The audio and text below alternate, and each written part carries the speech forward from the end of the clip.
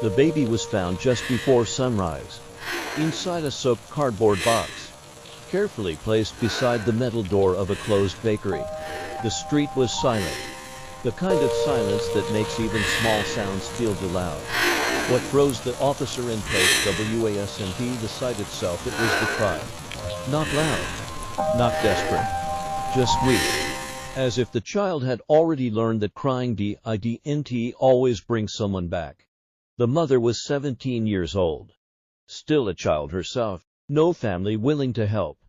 No money, no place to sleep. She hid the pregnancy beneath oversized clothes and forced smiles, convincing herself that things would somehow work out before it came to this. She believed someone would notice, someone would ask, someone would help. No one did. When the baby was born, reality arrived without mercy. Every door she knocked on stayed closed. Every promise of help disappeared. Hunger became constant.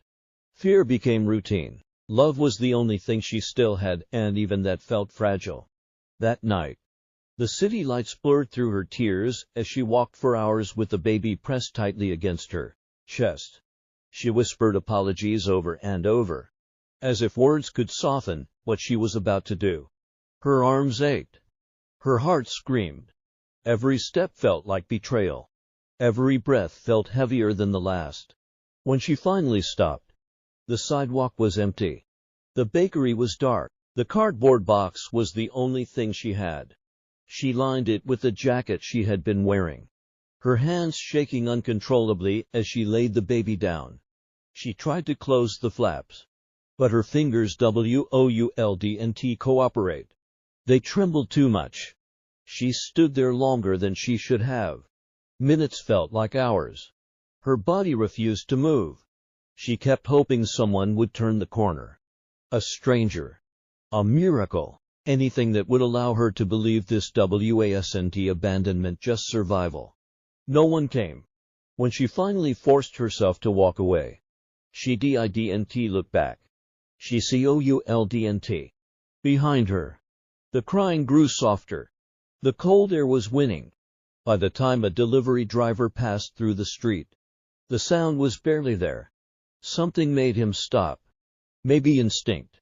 Maybe guilt for almost ignoring it. When he opened the box, the baby was still alive. Just barely. The child survived. Years passed. That baby grew up. He learned about his past piece by piece. The box, the street, the silence. Instead of anger, he felt something heavier: understanding. Today, he works with abandoned youth, sitting with kids who believe the world has already forgotten them. Inside his wallet, he carries a small piece of cardboard. Not as a wound, not as proof of pain, but as a reminder that sometimes abandonment isn't born from cruelty. Sometimes it is born from desperation.